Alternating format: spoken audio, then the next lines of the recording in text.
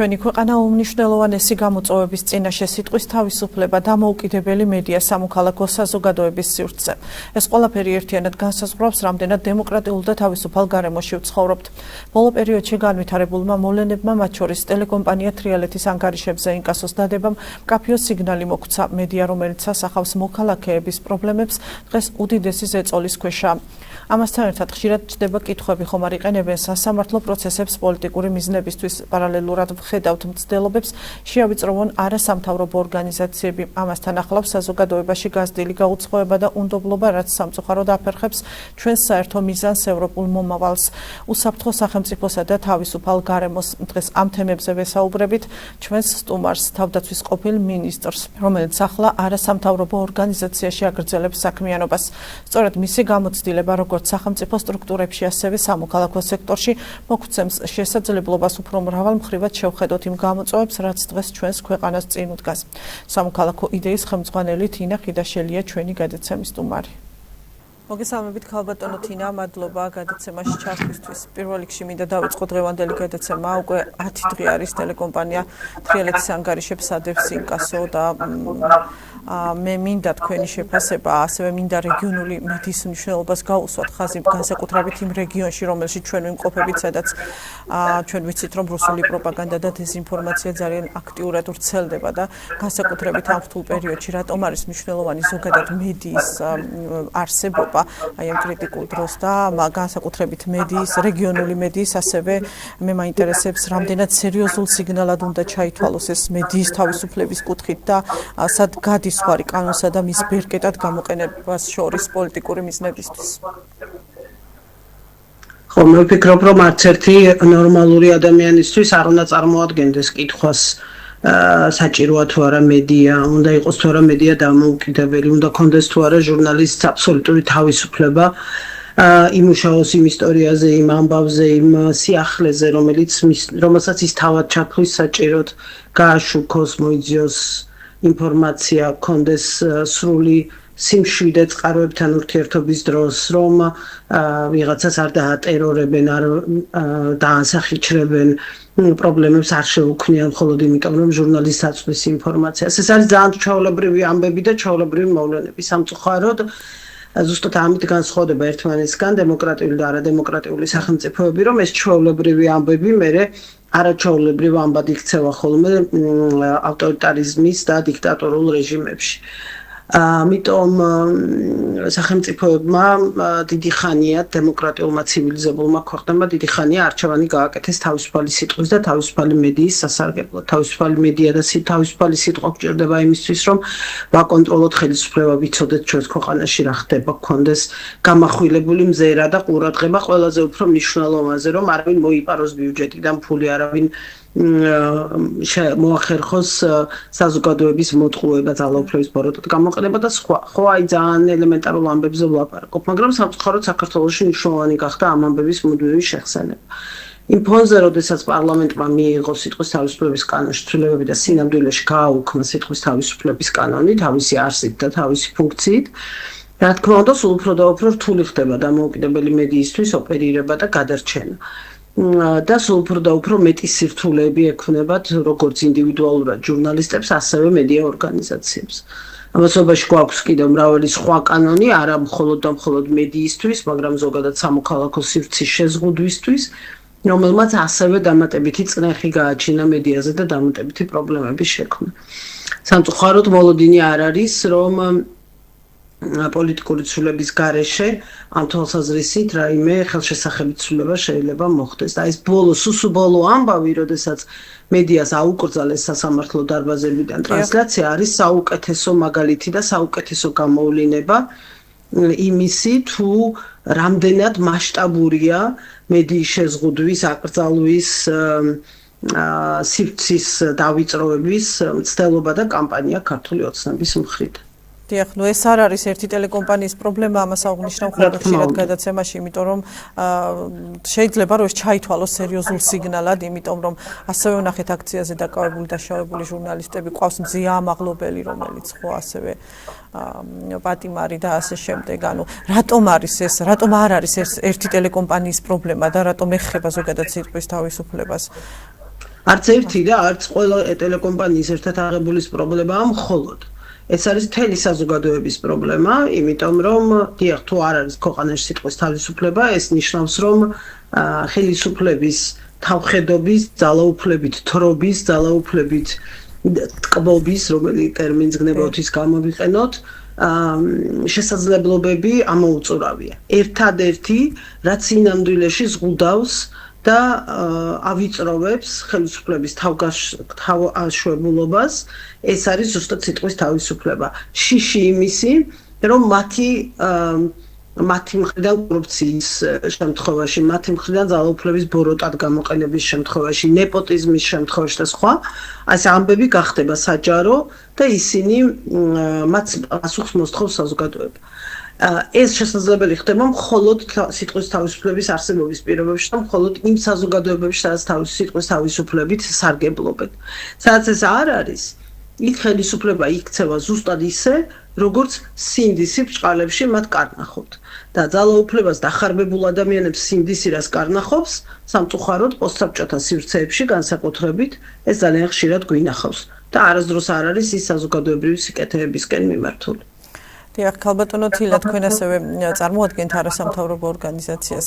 მე მაინტერესებს ახლა აღარ ჩამოთვლი კანონებს, რომელიც ერთი მეორეს მიყოლებით მიიღეს შემზღუდავი და ასე შემდეგ და ჩვენ ვიცით რა რთულ პირობებში არიან ახლა ორგანიზაციები, მაგრამ მაინც რა არის ამ ეტაპზე მთავარი გამოწვევა ორგანიზაციებისთვის, იმიტომ რომ განსაკუთრებით ჩვენს რეგიონში და ზოგადად ხედავთ, რომ ერთი მეორეს მიყოლებით დაიხურა რეგიონული ოფისები, მათ შორის ისინი, რომლებიც იყვნენ სერვისების მიმწოდებლები და ძალიან ბევრი ბენეფიციარი დარჩა აი ამ სერვისების მიღმა. დაზარალდა ძალიან ბევრი ადამიანი. შეიძლება თბილისში უკეთესი მდგომარეობა, მაგრამ აი რეგიონებში ძალიან გავლენიანმა ორგანიზაციებმა შეაჩერეს მუშაობა. კი, მე ვიცი რომ მაგალითად ახალგაზრდა ერისთა ასოციაციამ შეაჩერა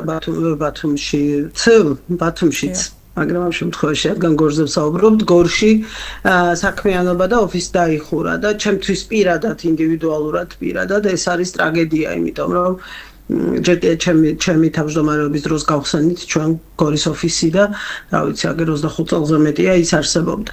და ეხლა იძულებული გახდა ორგანიზაცია, რომ ეს დაეხურა. და ეს არ მომხდარა იმიტომ, რომ ორგანიზაციას რაღაცა შეცდომა დაუშვან,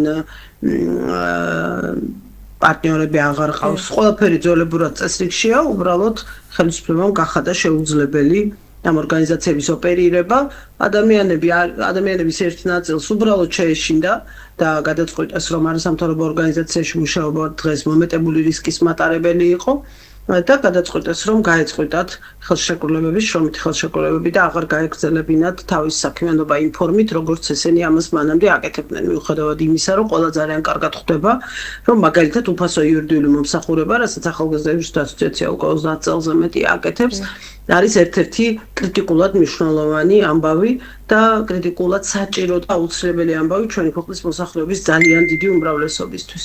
მაგრამ ხო ხელისუფლება ამას არ დაგიდევთ და დევნის ყველა ასეთ ორგანიზაციას, რომელიც რეალურად სინამდვილეში ძალიან ეფექტურად მუშაობს ჩვენი მოქალაქეების ცხოვრების შემსუბუქებაზე. გამოწვევები ბევრია თბილისში, იგივე მდგომარეობა რაც რეგიონებში, აქ რაღაცა ესეთ სპეციფიური განსხვავება არ არსებობს. უბრალოდ შესაძლოა ჩვენ მეტი შესაძლებლობა გქონდეს გამომდინარე პირადი კონტაქტებიდან, გამომდინარე იქიდან, რომ ინდივიდუალურად ვართ ჩართული უამრავ საერთაშორისო პროექტებში და ამიტომ გადარჩენა ცოტათი უფრო მეტად გვიადვილდება, მაგრამ ეს უაც არ ნიშნავს, რომ ეს უაც პრინციპში ეს არაფერსაც არ ნიშნავს, იმიტომ რომ თუ ჩვენ ვეღარ შევძლებთ იმ საქმის კეთებას, რასაც ჩვენ მსახურებოდით და რისგანაც სარგებელს იღებდა ჩვენი საზოგადოების დიდი და მნიშვნელოვანი ნაწილი, მაშინ აბსოლუტურად აზრი დაეკარგება და ფუნქცია დაეკარგება ჩვენ საქმიანობას. ანუ როგორ წარმოგიდგენიათ მუშაობა აი ამ პირობებში, ჩვენ ვიცით ხო, რომ უკვე დაიწყო ანტიკორუფციულმა სხვადასხვა ორგანიზაციებიდან ინფორმაციის გამოთხოვა და მოითხოვა უпростоრად ასე ვიტყოდი. აი როგორ წარმოგიდგენიათ გავაგზავნოთ? ინფორმაციის მოთხოვნას არ უდგას წინ არაფერი, ეს არასოდეს არ ყოფილა პრობლემა და არც დღეს არ არის პრობლემა. არასოდეს ჩვენ არავის უარი არ გვითქვამს არც ერთ სახელმწიფო უწყებისთვის. აუ გულისხმობ მონაცემებს, ანუ პირად მონაცემებს ბენეფიციარებს. არა, დოკუმენტაციის მიწოდებაზე. აქ პრობლემა ეს საერთოდ არ არის და ხანდახან ზოგიერთი მედია საშუალება აბსოლუტურად არასწორად აშუქებს ამ მოვლენას. არც დოკუმენტაციის მიწოდების პრობლემა, არც ხელშეკრულების ხელისუფლებების არც ინფორმაციის. პრობლემა მდგომარეობს იმაში, რომ ხელისუფლება მოითხოვს ჩვენგან ორ რამეს. ის მოითხოვს, რომ ოფიციალურად ჩვენივენებით დავრეგისტრირდეთ როგორც უცხო ქვეყნის აგენტები და მეორე რომ ყველა გამოცემაზე, ყველა პუბლიკაციაზე, ყველა ფერზე, რასაც ჩვენ საჯარო სივრცეში ვაკეთებთ, გავაკეთოთ წარწერა, რომ ვემსახურებით უცხო ქვეყნის ინტერესებს. აი ამას არასოდეს არ გავაკეთებთ. თორე ინფორმაციის, იმიტომ რომ ეს არის ტყუილი, იმიტომ რომ არაფერი მსგავსი არ ხდება, ჩვენ ვემსახურებით ჩვენ ქვეყანას და ჩვენს ხალხს. და თუ ვინმეს აინტერესებს აქვს კითხვები ჩვენს ფინანსებთან, შემოწირულობებთან დაკავშირებით, ეს კიდევ ერთხელ ამბობ, არასოდეს პრობლემა არ ყოფილა და სახელმწიფო ორგანოებს ისედაც აქვს სწომა ამ ინფორმაციაზე. ანუ მე გულისხმობ მაგალითად წინა გადაცემაშიც მყავდა იურისტი, გულისხმობ მაგალითად ორგანიზაციას, რომელიც ქალთა მიმართულებით მუშაობენ და არის ბენეფიციარი სექსუალური ძალადობის მსხვერპლი, რომელსაც არ სურს ამ ინფორმაციის გაჟღერება. გულისხმობ აი ამ მიმართულებით. ამისთვის შეტანილია არჩევნები საკონსტიტუციო სასამართლოში და სტრასბურგის სასამართლოში და ვნახოთ, იმედი არის, რომ ერთ-ერთ შემთხვევაში მაინც და დარწმუნებული ვარ, რომ სტრასბურგის სასამართლოს შემთხვევაში ეს ასე იქნება, თუმცა მინდა იმედი დავიტოვო, რომ ჩვენი საკონსტიტუციოც მიხვდება, რამხელა აბსურდთან გვაქვს საქმე, როდესაც პერსონალურ მონაცემებს ითხოვს რომელიმე სახელმწიფო ორგანო კერძო ორგანიზაციებისგან, იმედი მაქვს, რომ ამას გაუქმებენ სასამართლოები. ამ ნაწილში, რა თქმა უნდა, არის სერიოზული პრობლემა და მაგრამ კიდევ ერთხელ ვიმეორებ, ეს ყველაფერი გასაჩივრებულია და ჯერ კიდევ არ არის პასუხები და ვნახოთ შედეგებს დავალოდებით ერთად. რაც შეეხება პოლიტიკურ გარემოს, ჩვენ ერთის მხრივ გვაქვს არჩევნები გასულ წელს ჩატარებული, რომელსაც საერთაშორისო აღიარება არ აქვს და მეორეს მხრივ თვითმმართველობის არჩევნები, რომელიც ჩანიშნულია, ხომ? თუ გავითვალისწინებთ პოლიტიკურ ვითარებას, პოლიტიკოსების დამოკიდებულებას და ზოგადად ქვეყანაში მიმდინარე მოვლენებს, ან პოლიტიკურ გარემოს, თქვენ როგორ წარმოგიდგენიათ ეს არჩევნები და ზოგადად რა მოლოდინი გაქვთ? არ ვიცი, ეს მოლოდინი არ მაქვს არავითარი პოზიტიური, სამწუხაროდ, გამომდინარე იქიდან, რომ ცოტა ფოკუსის გასწორების პრობლემა აქვს ჩვენს პოლიტიკურ სპექტრს, ყველა მხარეს. ეს არ გვაძლევს რამე განსაკუთრებული ოპტიმიზმის იმედს, მაგრამ ამასობაში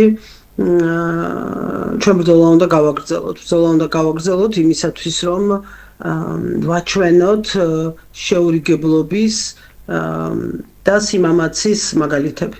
და ამ ბრძოლას აუცილებლად შედეგი ექნება და ამ შედეგებს დავაყენებთ უბრალოდ სამწუხაროდ კიდევ ერთხელ ამბობ იმის გამო რომ პოლიტიკურ სპექტრს ცოტა ფოკუსი არეული აქვს დროში განაცვლება ხდება გამარჯვებას. ასევე ნახეთ საარჩევნო კანონში ცვლილება, სადაც აბსოლუტურად ეზღუდება ხო დამკვირვებელს დაკვირვება ამასაც თუ გავითვალისწინებთ, ნუ ცოტა იმიტომ რომ ეს ხო, გასაგებია ჩვენ ყავს ხალხი, რომელიც თავისთავად ხელისუფლებას ეძახის, რომელსაც არავინ არ აღიარებს, მაგრამ ეფექტურად დე ფაქტო მართავენ ამ ქვეყანას, რომლებმაც დაკარგეს ყველანაირი აღქმა გაგება დემოკრატიული მმართველობის. და გადასული არიან დესპოტიური კანონების მიღებაზე ერთმანეთს მიყოლებით. ამიტომ ახლა აქ არაფერ განსხვავებულს არ წარმოადგენს არც არჩევნო კოდექსი და არც სადამკვირვებლო მისიებთან დაკავშირებით განხორციელებული შეზღუდვები. თუ ზღვიდას თუ ქვეყანა ორიენტირებულია სამოქალაქო სივრცის ჩაკეტვის და შეზღუდვისკენ, რა თქმა უნდა, ეს შეეხება ყველა სეგმენტს და სიტყვის თავისუფლება ვერ იქნება ერთადერთი გამონაკლისი.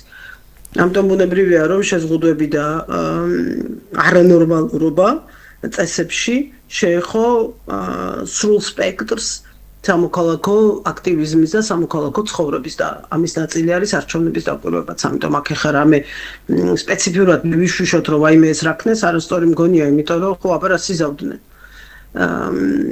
ეს არის მათი ამოცანა, რომ მაქსიმალურად არა უბრალოდ შეზღუდონ, არამედ ჩაკეტონ სრულად სამოქალაქო სივრცე. და ამაში გულისხმობა კიდევ ერთხელ ამბობ უკლებრივ ყველაფერი. კი ბატონო, უღრმესი მადლობა საინტერესო საუბრისთვის. თინა ხიდაშელი იყო ჩვენი გადაცემის სტუმარი.